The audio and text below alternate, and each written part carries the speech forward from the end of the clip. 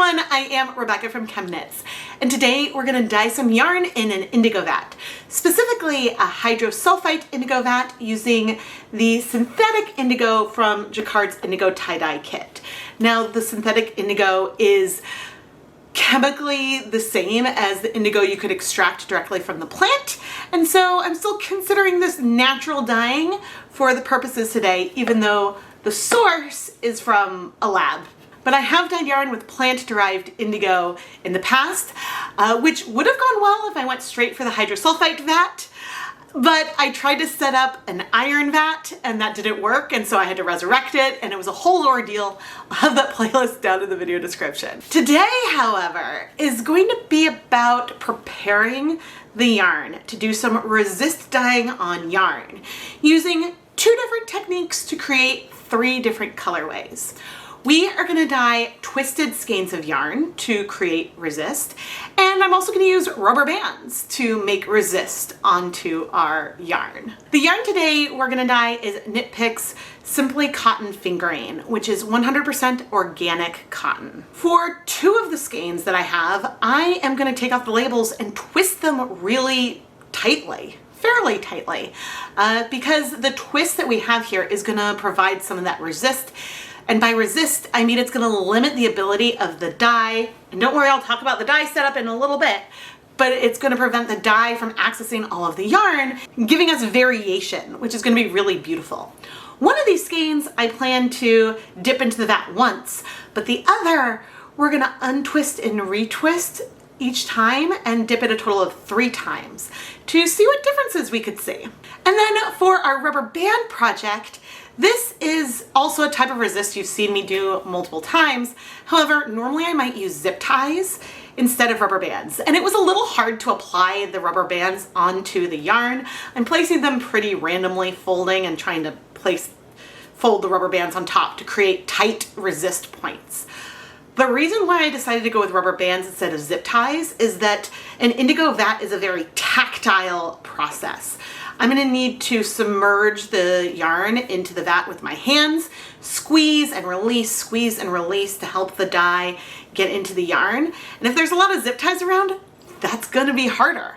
So we're going with the rubber bands today. One other factor I'm especially curious about today is backstaining. So when you have a resist point, sometimes it might stay a pure, true white, or as white as the yarn is to begin with. Other times you might get a little bit of pastel dye within those resist points. Or it can be white when you first open it up, but then through the washing process, some of the dye that needs to be rinsed out could bind to those white areas, giving you some backstaining, which isn't a bad thing, but could reduce the contrast that you have. And so I want to see if the washing technique I've been doing on other skeins I've dyed in my indigo vat this year, if that'll help prevent some of that backstaining. I keep mentioning indigo, but I haven't really talked about it yet. Indigo is a very ancient pigment. It's been used for centuries to dye fabric. And unlike other dyes that we've used, where you might set up a warm dye bath, add dye, maybe something like acid and yarn, and you get color, indigo doesn't work that way. The blue indigo pigment is not really soluble in water. You'll see when I go set up the indigo vat that when you try to add water to it, it sort of removes itself. So we're going to chemically alter it in a process known as reduction to make it soluble in water so we can use it to dye our yarn. Now the fun thing about this is that when you reduce indigo, it shifts from that denim blue that you know very well to more of a yellow-green, which is nice because it means that you have a great verification point that things are working. Because if your vat looks green beneath the surface, you're good to go. And you are dyeing in an environment, usually a vat, so like a 5-gallon bucket of water with a big volume of water, because you want to limit the exposure of your reduced indigo to air, because the oxygen in the air will oxidize the indigo and turn it back into its less soluble form and shift it blue again.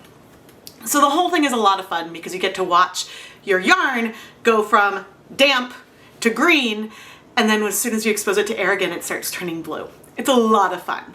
But let's go and take a look at how I set up this Hydrosulfite Indigo Vat using the Jacquard Indigo Tie-Dye Kit. And this video is not sponsored, but I will have links and affiliate links to all the tools and equipment down in the video description.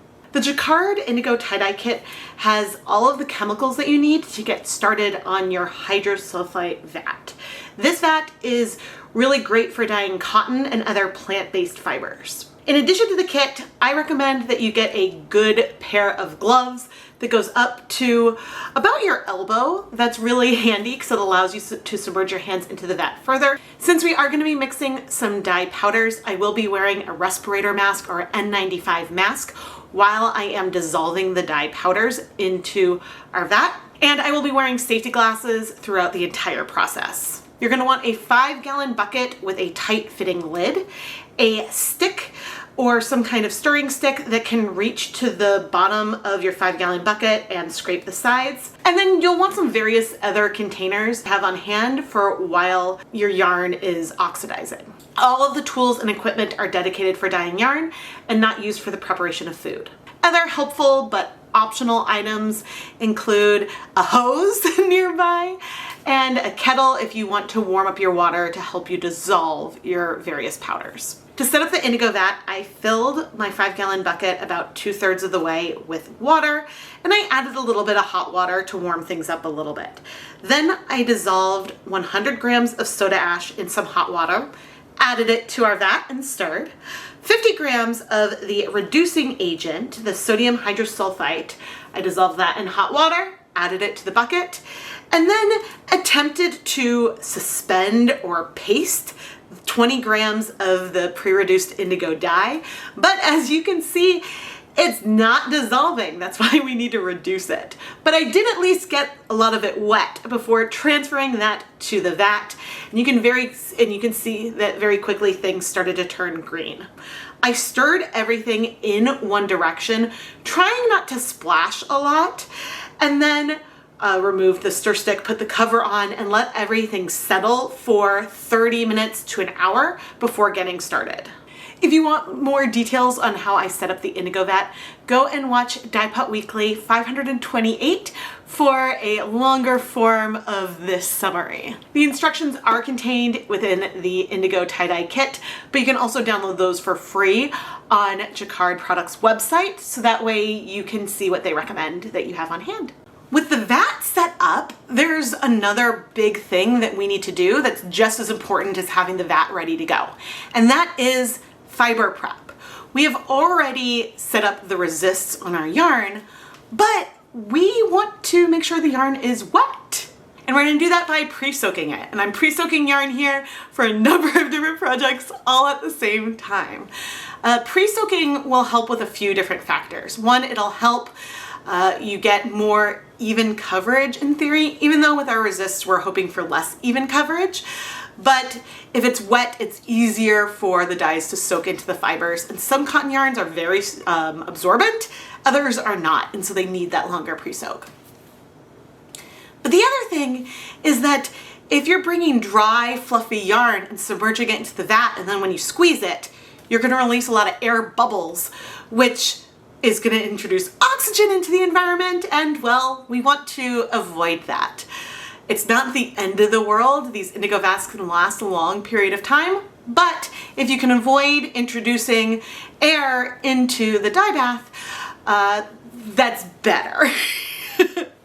And finally, I let this yarn pre-soak for about a week. In the setup video, which is out now, you can go watch it, there was a little bit of an oops where I had a 6-year-old glove fail on me. I should have tested to make sure my gloves were watertight. And so I needed to get new gloves, so everything sat for a week before I came back to dye this project, which was fine. It's all fine, right? But the best thing about an indigo vat is that it can last for weeks and weeks. Just when you reopen it, if the water doesn't look green anymore, then you can add more of the reducing agent. I know there's plenty of indigo in there, but if you're not getting a lot of color on the yarn when you're dyeing it, then maybe you add more indigo to it. So you can always just sort of increase the amounts of all those other things that you added before. But we don't need to resurrect the vat in any kind of way today. We just need to give it a little bit of a reset. And the way we're gonna do that is by stirring it, very much like we did when we first set it up. I'm gonna stir it really well so that way we can bring any indigo particles that had settled previously into solution. Maybe more of it can be reduced.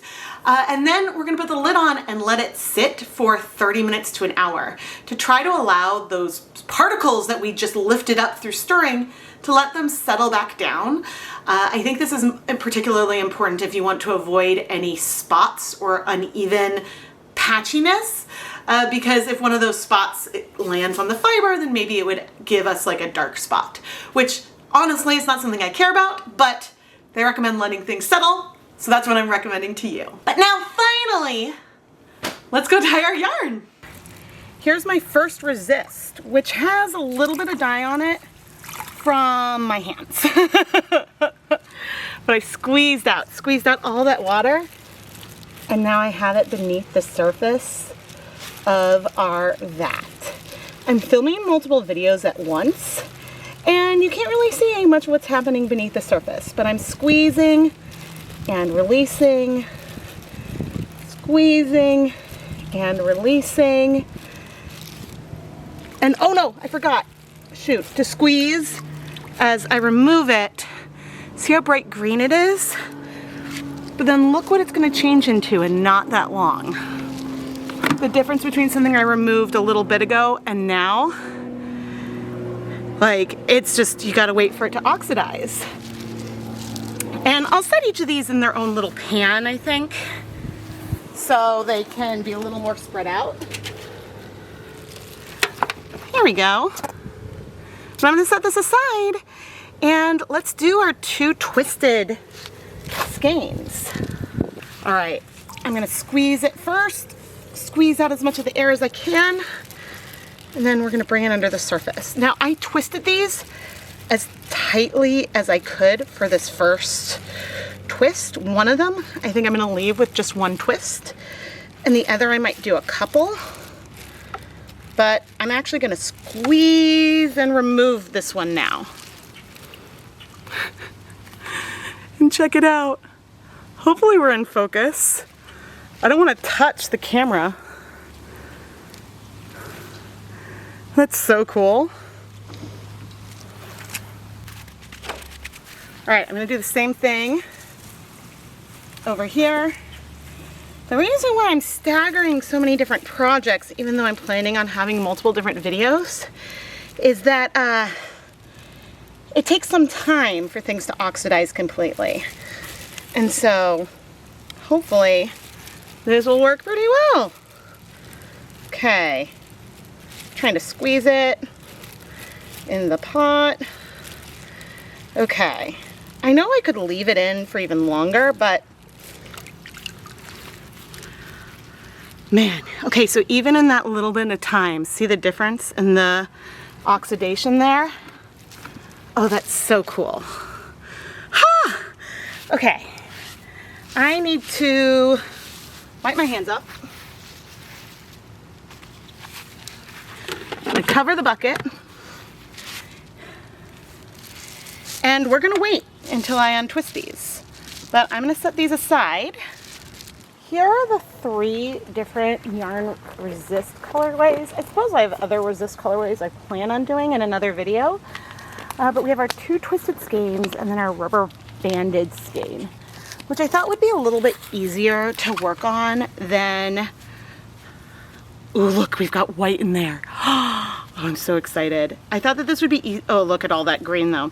I thought that this would be easier to work on than a, with zip ties, but I'm gonna set this aside with some other yarn that is just oxidizing. We're just gonna leave that there. And I wanna focus on these twisted skeins, because one of them, and it's funny, it's so tight, we definitely have resist in there. One of them I think I'm gonna set aside because maybe we'll open this up when we do the one with rubber bands. But the other, we're gonna open up now. carefully. Okay. We're going to see how we're doing oxidation wise. I'm seeing a little bit of green, but really we're just seeing our resist. We're seeing elements of blue and white. And so I'm gonna let this sit for a little bit so we can let those green areas oxidize. But then we can retwist this so that way we can go again and dye this again. And I'm gonna try to have multiple different things I'm ready to dye at that stage all at once. But honestly, I think it probably just needs like 5 minutes, 5-10 minutes. Woohoo, and then we'll be ready to go. I'm gonna get gloves back on and then we can retwist this. Patrons, I know I said I was gonna aim for 3 times, but we'll see. We will see. Because I'm hoping that doing a second time won't ruin some of the stunning variation that we have. I think I'm gonna be triple gloving the next round because I'm gonna twist this with these gloves and I'm gonna put plastic gloves over them so I don't have to try to take them off and then put those inside the other ones. It's a little ridiculous, but let's see if I am on camera. I'm assuming everything is nice and oxidized, and twisting cotton while it's wet, it's pretty challenging. But here we go for our next round. All right, here is our second twist. I'm gonna squeeze, oh shoot, I wanted to squeeze over here, go in, and I'm not currently squeezing as much as just like, oh dear. See, I don't wanna do that. I don't wanna introduce oxygen into it. So if your vat goes and becomes not green, there's some things you can do. You can add more of the reducing agents, or if you stop seeing color change, I am trying to squeeze it now, then you can add more indigo, but I think we have plenty of indigo in here.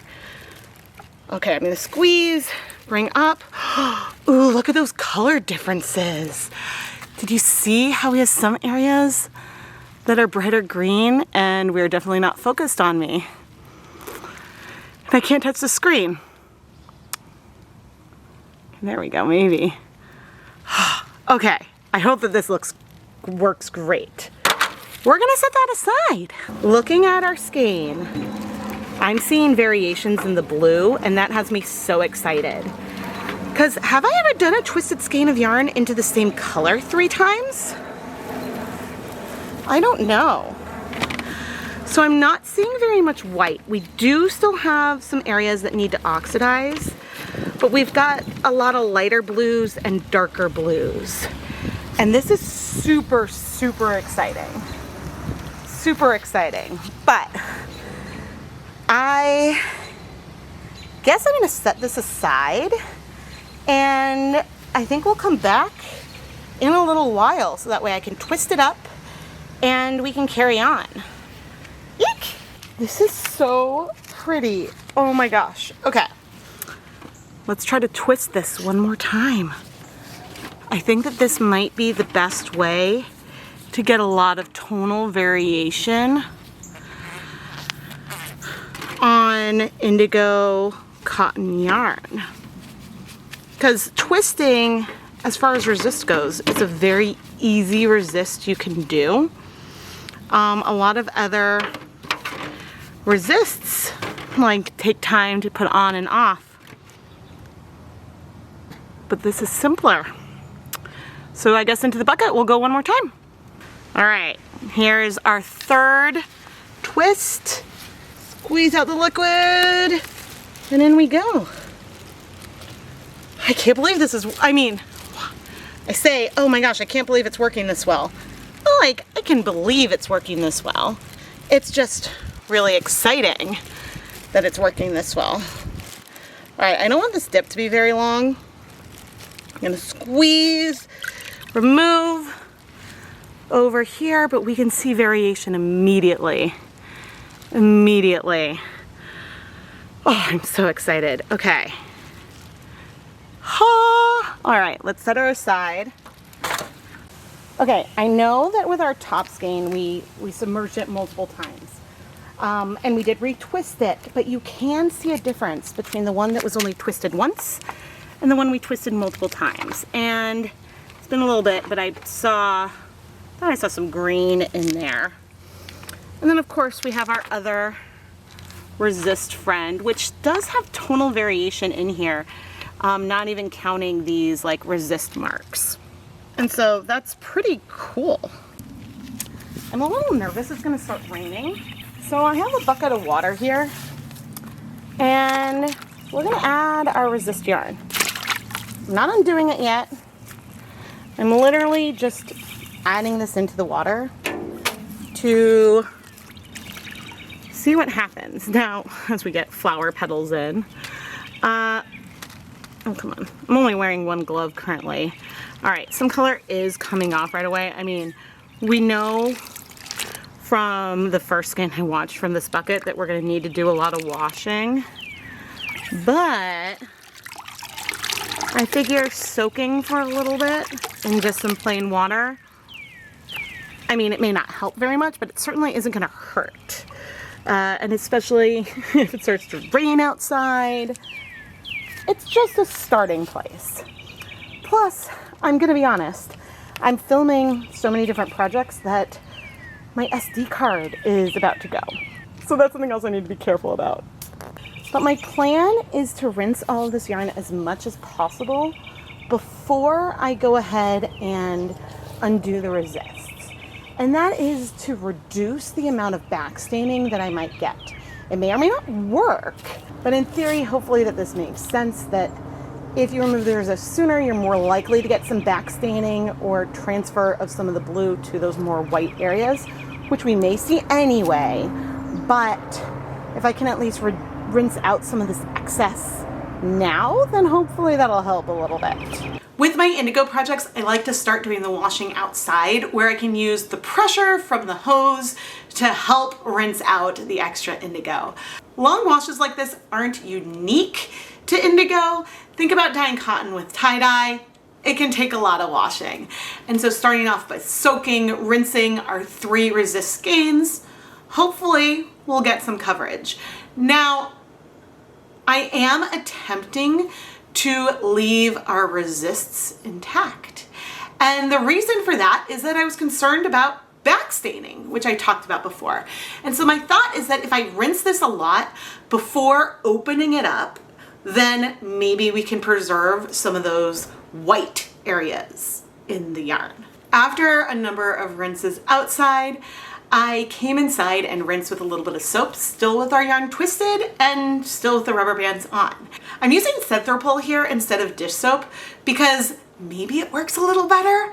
I'm not entirely sure, but yeah, it seemed to help like release a lot of dye and then rinse it away, and so things cleared faster. So fingers crossed. And now we can open things up and see what we see. We have our 2 twisted skeins and we're gonna open them up. Let's start with the twisted skein we just did the one time. I have some zip ties over here that I can use. Opening these up will make it easier to wash. Okay, and I'd say right now, out of the rinse, we still have the appearance of what looks like some white in here. Now, will this remain? Will this be tinged light blue? I don't know, but right here, hopefully I have a bare skein of this left. Right here, that is white. Setting it to the side. This is the skein I twisted 3 times. One of the few full skeins that I dunked multiple times. And I don't think I have any white left. We do have some pastel areas. So this is variegated. It seems lightly so right now, but we see much deeper blues, light blues, and medium blues. And so I'm very optimistic with what we have here. And we'll need to see it dry. and it needs to be washed more. Okay, finally we have our rubber band skein, and this one is going to be hard to remove. Let's get a scissor. We're going to cut some of these.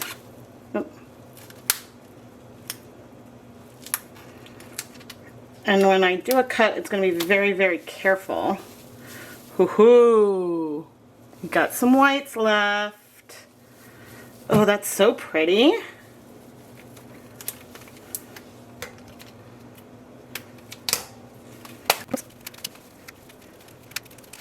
You can tell how focused I am when I am not talking.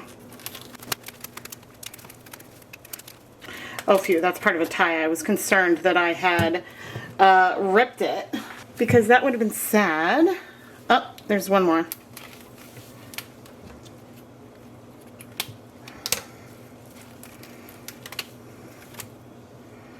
Okay. I'm most curious. We've got lots of great resist points. Oh gosh. Here we go. So in here we've got a lot of white. We've got some good, cute banding. Ooh, that's so cute. Again, we'll have to take a look at this once it is dry. But when we first open it up, we do have some white marks. And we're going to carry on with the washing, which I imagine is going to take a while. Oh no, the cap on this is breaking. That's a problem. Oh dear, so let's add a lot of Synthropol. Synthropol is a soap that is designated for washing dyed yarn and things, and we get a lot more bleeding when I use it, but it may also help prevent some backstaining. But we also might see some backstaining. But you'll notice that I haven't been wearing gloves, and that is because it's not staining my hands, which is wonderful. But anyway, on to our washing time lapse. Of course, we're not done washing, but now at least all the yarn is exposed, so it's a little bit easier to wash because it's hard to get the water in those crevices where we had the resist, because that's what the resist does. And I don't think that hand washing is going to get the yarn completely clear, the water completely clear, but we could get pretty close. But just like you might not wash a dark pair of blue jeans with a white shirt for the first wash, with any hand-dyed yarn, wash it alone at first to see how it responds to your water. And yeah, just keep that in mind. But I was happy that once I put the yarn into my spin dryer, the water that I was spinning out had very little pigment left in it. It occurred to me that to investigate the backstaining, there is something else I could do. I should have taken a mini skein that didn't go in the Indigo Vat at all, pre-soaked it, a cotton mini skein, and then washed it with the yarn to see if that takes up color. Then I could compare that mini skein to one that maybe I only pre-soaked but didn't wash. And so that might give a slightly better comparison than what I'm going to attempt to do in a moment. But either way, I'm pretty impressed that we kept some of those pale patches. Before we go take a look at our finished yarn, I want to remind you of something important. Yarn, while it is wet, looks a lot darker than it does once it is dry. And this can especially be true with cotton, but you see it also with wools and other things like that.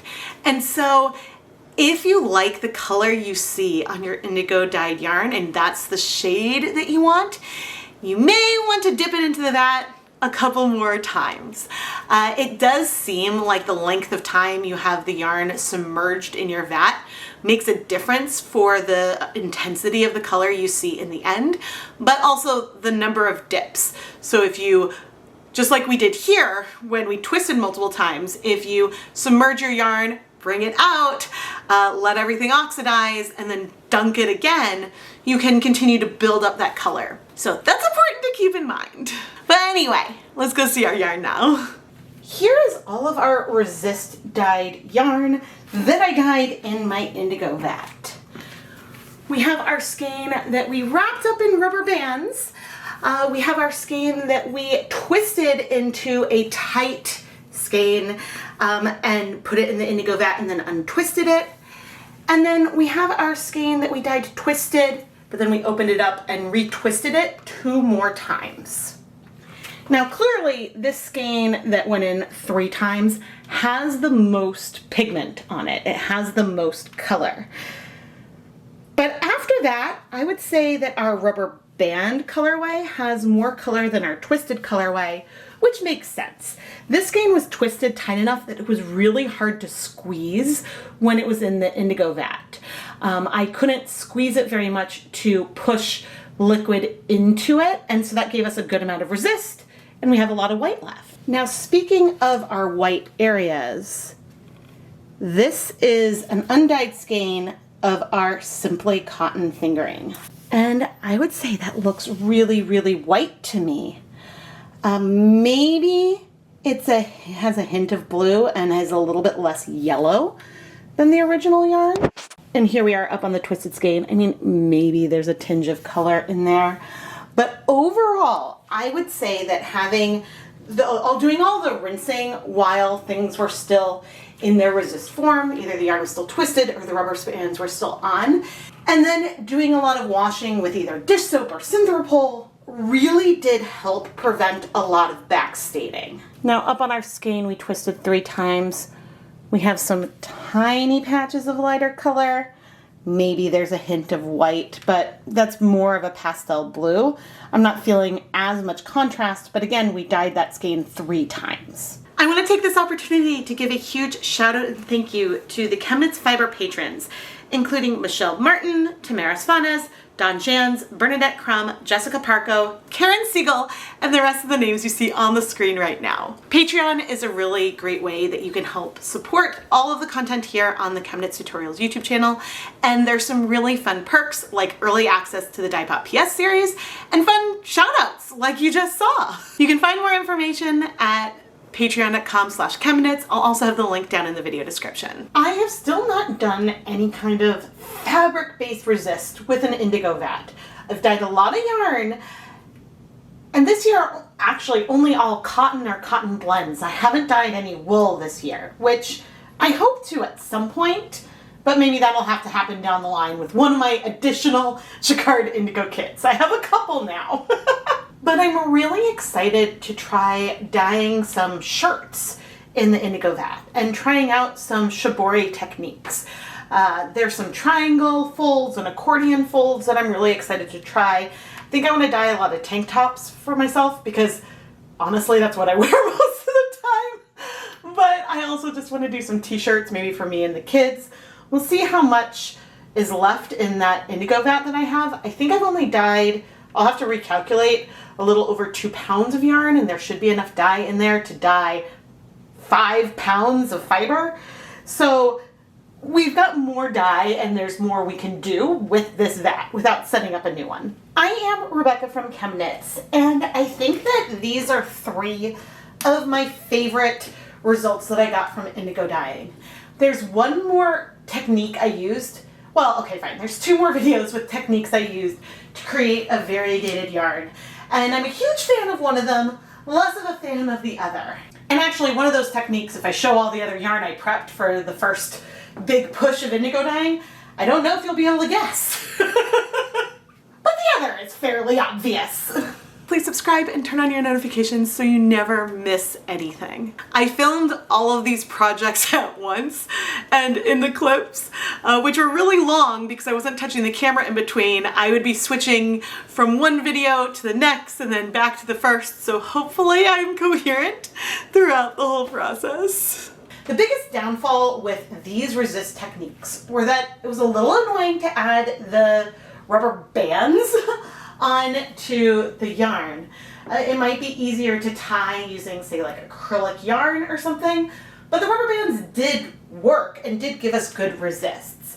Just remember that when you look at the yarn after I'd washed it, after I'd removed those zip ties, you don't have a regular repeating pattern, even though you may have applied the rubber bands in a more regular way, just because the yarn shifts within itself.